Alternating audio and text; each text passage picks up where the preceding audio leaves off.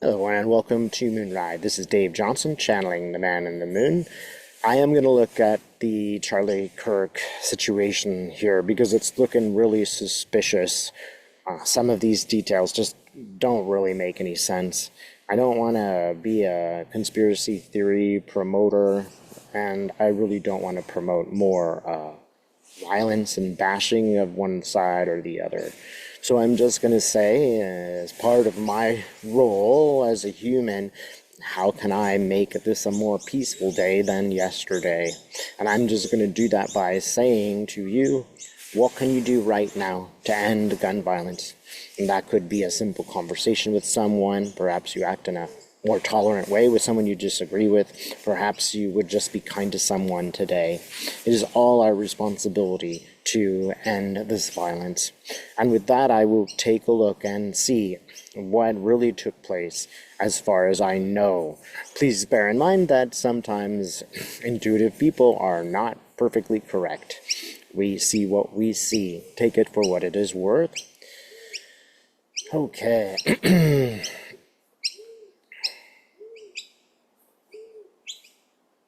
You know, I've just got to say, interestingly enough, I see Charlie Kirk, and I kind of see him on the other side, and I'm quite surprised. You know, I feel quite repulsed by this person generally, and as I see him now, I feel kind of like a little bit more like, what did he teach us? Just to be fair and to be completely outside of sort of my own response. Well, this was a human being, and you know, he did have something to say. Perhaps he was there just so we could disagree with him. He seems at peace in some sense. It's like when we get to the other side, we all sort of go through our life review, right? And it feels like he's been through it. Let us remember this was a human being.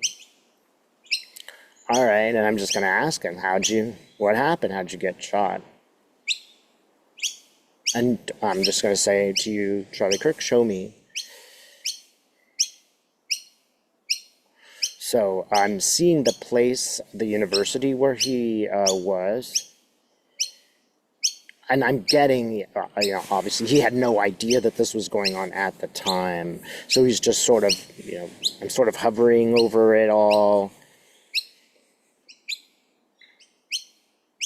I get shots from two directions. Like I'm seeing a sort of line going in two quite opposite, quite different directions, right? It's not even a like direct angle. It's these sort of two different angles. And he's like, look, you know, this is a situation. It's really incredible. It's just like Kennedy's assassination.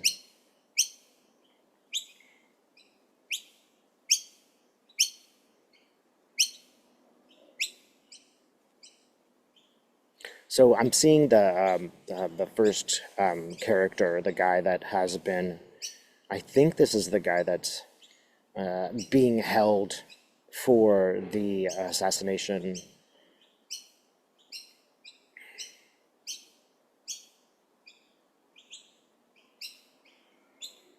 He gives me the feeling of someone easily led, of someone who could have been manipulated into doing something, and just kind of a naive young person.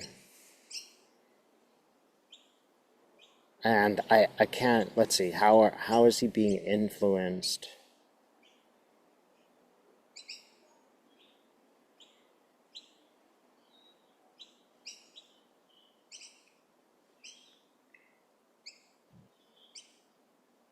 I'm seeing Patel.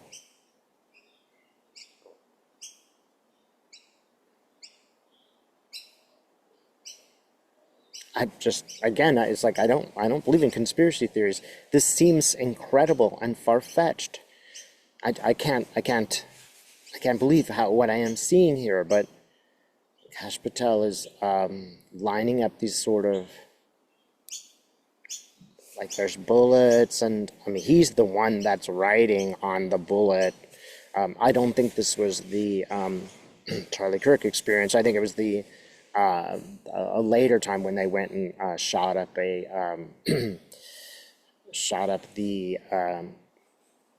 holding center for the people who are being deported, and I'm seeing him fake this and write on the, who writes, anti-ice on a bullet?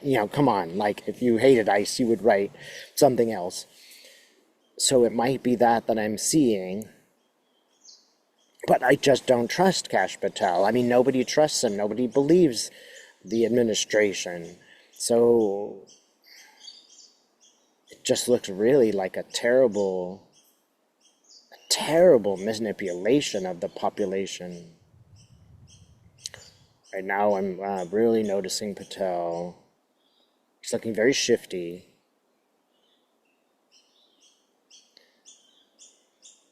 And this is a feeling that I get. Indirect orders.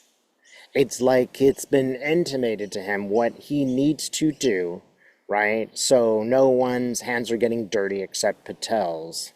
As Patel creates these falsehoods,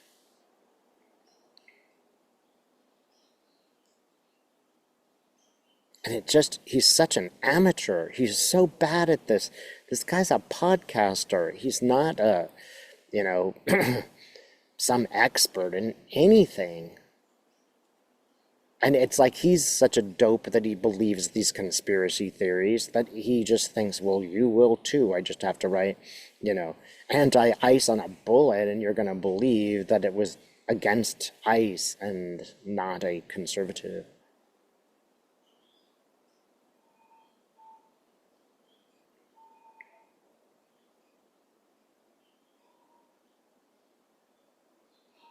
I'm seeing Patel with a gun himself, and it's a long-range rifle. He doesn't do this himself.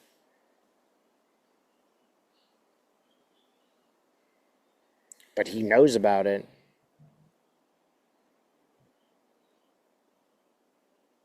I'm just going to confirm with Charlie, who killed you?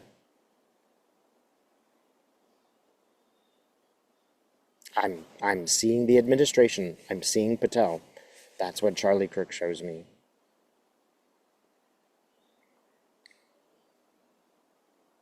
Can you show me more?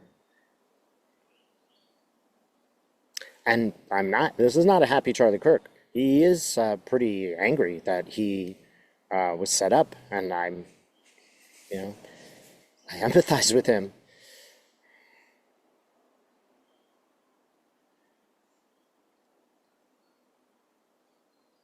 So, is there anything else you can show me? I get the details will be revealed. We're going to find out more about this. All right, Charlie, are we going to get to the truth about it, or is this going to be totally exposed?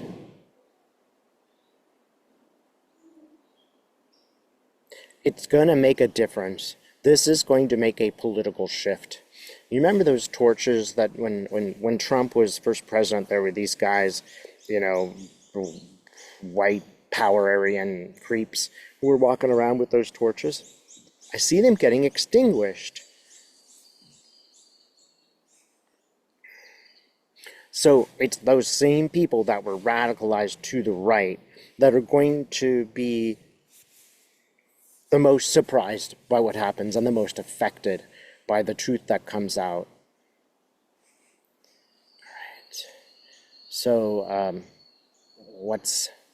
and he's telling me, Spirit, what more is going to happen? How are we going to find this out? And what details are there we can know?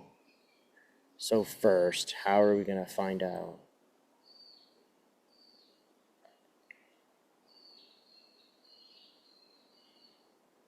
A small article in a newspaper.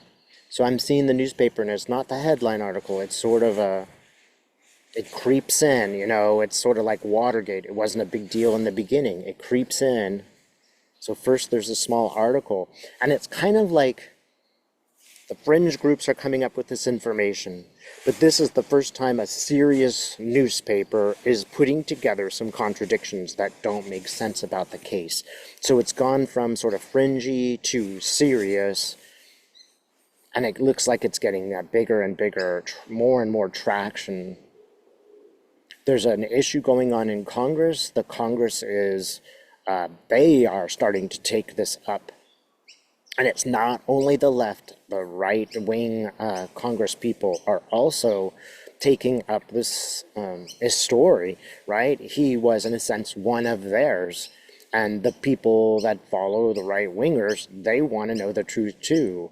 And, you know, they are the ones who mistrust government the most, right? So this is a sort of issue that has shifted the political trajectory. The dialogue has completely changed. Something's going on in Congress. It's really exploding. It's really, really making a big difference. There's like a whirlwind of just sort of rage and surprise and dynamism. I'm seeing certain senators kind of jump ship from the MAGA. They're kind of like, we need to get away from these crazies for our own political future, for also our own safety. We got to get away from the crazies. What can we do? It's like one Congress is saying, what can we do to lower this temperature? What can we do to make it look like we are on this topic? There will be some working together, the left and the right, and that's in Congress.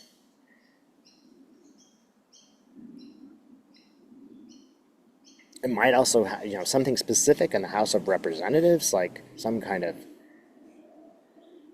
what are you guys going to do? I can't tell if it's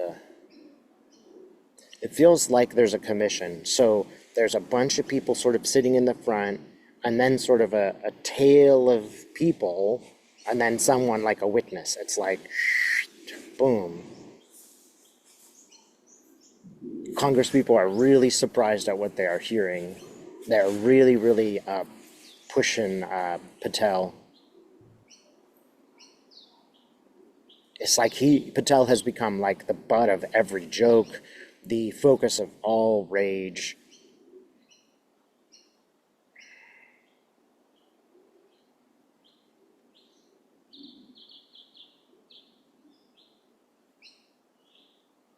They're really pissed at Patel. And Patel like goes away. I don't know if he like goes to jail or if he goes just like leaves the scene, he gets fired. He's just like, get him out. And the conservatives would be like, okay, good, now that's done. But it's not. It's still going to go on. It's not enough to turn the political tide in their direction. It's like they've tainted it. Everything is sort of been exposed. They can't make Epstein files go away either. And all of this is going to come together. And it has a feeling of Republicans are finally going to say no. They're finally going to control this. They realize how, well, I mean, if they can assassinate him, who can't they assassinate? Who's next on the list? I mean, he's a conservative, right? And they're conservative politicians. So they're worried for their own personal safety. They need to put a cap on this. It's rather ironic. They're supposed to care about the safety of all Americans. But now when it's about them, they're worried. They're also politically worried. Because everything's coming to a point.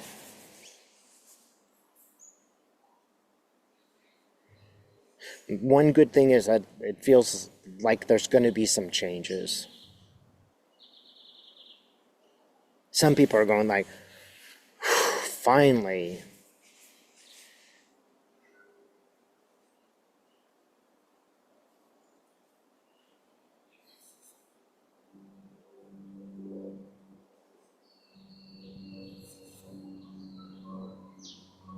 I'm also seeing the wife, Charlie Kirk's wife, and she's giving some kind of an address. She's holding one of her children.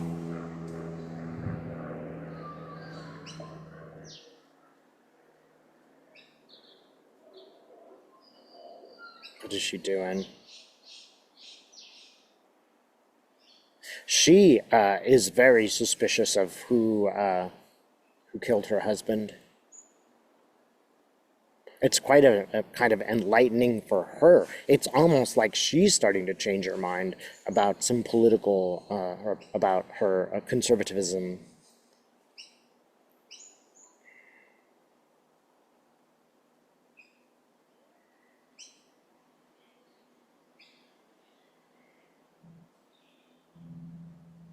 She even is starting to say, hey, how about some gun control? Not a left-right issue.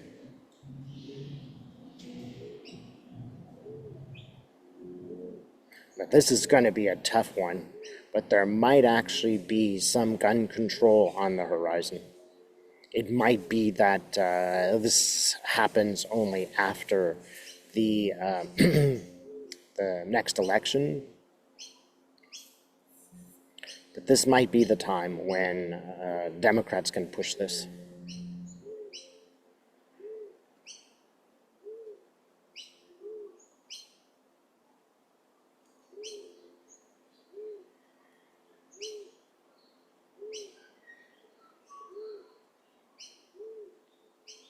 Something is shifting, and it feels more in balance.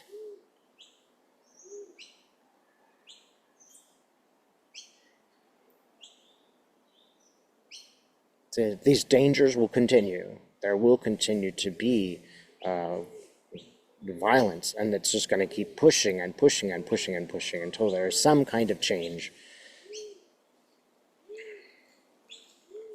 And I would just suggest to any of you, when these people are trying to argue that it's somebody's fault, one side or the other, ask them, what's your solution? Forget the past. You want to come together and solve this? You tell me, what is your solution? And I don't want thoughts and prayers here. I want a solution. It seems like this is really a winning strategy. Don't let politicians or anybody in the media distract from this point. What is the solution? Keep asking it.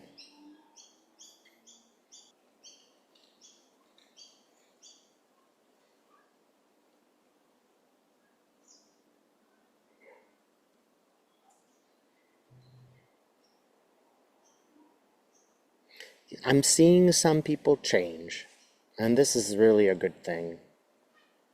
Some will change their minds about the right and wrong of the whole society. So I feel actually quite hopeful. I didn't think that I would see a benign image of Charlie Kirk, and certainly not his wife, and I'm not going to justify any of the things that they do. But let's remember they have a role to play, and if that role to play is to be the one that changes their minds, well, maybe that is, true grace, is giving people the space to change their minds without attacking them, and also accepting that people grow and change, and who they were in the past doesn't necessarily mean that they will be that way in the future. I feel that that really will happen, and it does make me a lot more optimistic than I was at the beginning of this reading. Yeah, I feel kind of connected to these people I totally disagree with. I can see a little bit where they're coming from, and that is a lot to do with fear. But I can also see a potential. Everyone has the potential to do the right thing. Everybody has the potential to move into the light. And I kind of see Charlie Kirk's widow sort of, getting religion, getting the true light. Change is very possible. And change is always occurring. It occurs to me that we are all changing, and we can all be that change. Thanks so much for watching. I redid my website. If you'd like to take a look, please do so.